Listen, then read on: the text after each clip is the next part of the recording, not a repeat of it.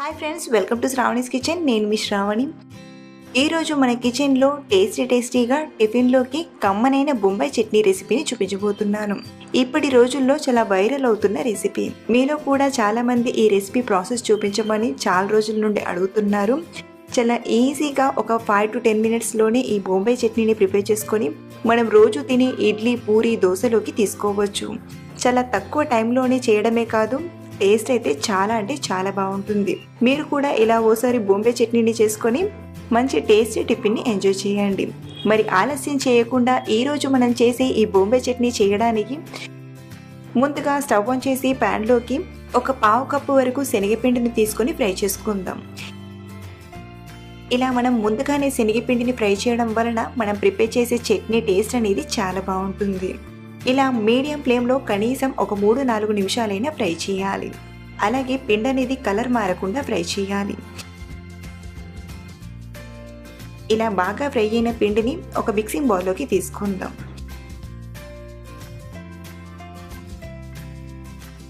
ఇప్పుడు ఇందులోకి కొంచెంగా వాటర్ని తీసుకొని పిండి ముద్దలు లేకుండా మిక్స్ చేయండి.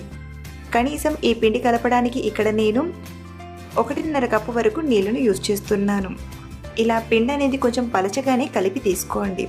మరో పక్కన ఇదే ప్యాన్లోకి 1 టేబుల్ స్పూన్ ఆయిల్ని తీసుకొని ఆయిల్ వేడయ్యాక జస్ట్ చిటికెడన్ని మెంతులను తీసుకుందాం. ఈ చట్నీలో మెంతుల టేస్ట్ అనేది డిఫరెంట్గా చాలా బాగుంటుంది. అలాగే 1/2 టీ స్పూన్ చొప్పున పచ్చిశనగపప్పుని, మినపప్పుని, ఆవాలను, జీలకర్రను తీసుకొని ఫ్రై చేసుకుందాం. ఇలా కొంచెం ఇవి ఫ్రై అయ్యాక ఇందులోనే ఒక 2 ఎండుమిరపకాయ ముక్కల్ని కూడా తీసుకుందాం. అలాగే 1/2 టీ స్పూన్ ఇంగువను కూడా యాడ్ చేయండి. ఇన్ కేస్ మీకు ఇంగువ ఫ్లేవర్ నచ్చకపోతే స్కిప్ చేయొచ్చు. ఇందులోనే సన్నగా తరిగిన 2 పచ్చిమిరపకాయ ముక్కల్ని తీసుకుంటున్నాను. మీకు పచ్చిమిరపకాయ ముక్కలు అనేవి తగలకుండా ఉండాలంటే పేస్ట్ చేసైనా వేయొచ్చు. అలాగే 1 టీ స్పూన్ సన్నగా తరిగిన ఉల్లిపాయల్ని తీసుకొని బాగా ఫ్రై చేయండి.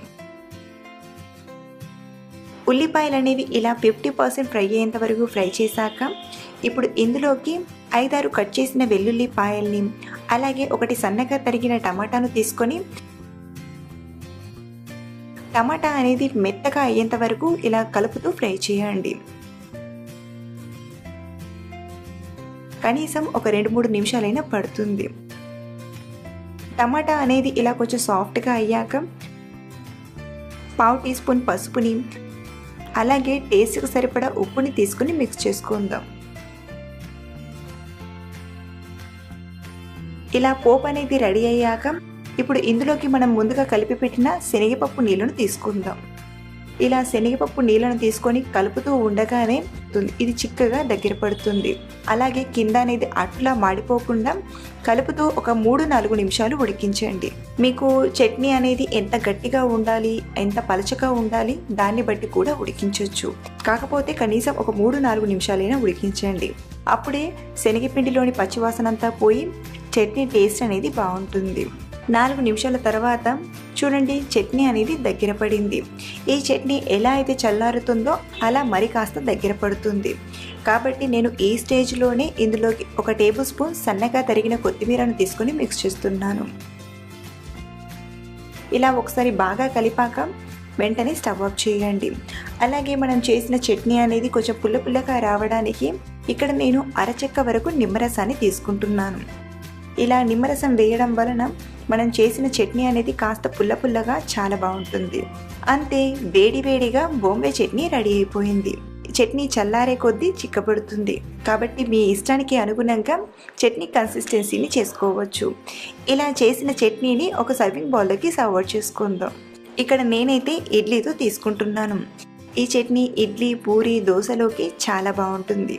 క్విక్గా తక్కువ టైంలోనే టేస్టీ చట్నీని చేయాలంటే ఇలా బొంబాయి చట్నీని చేయండి.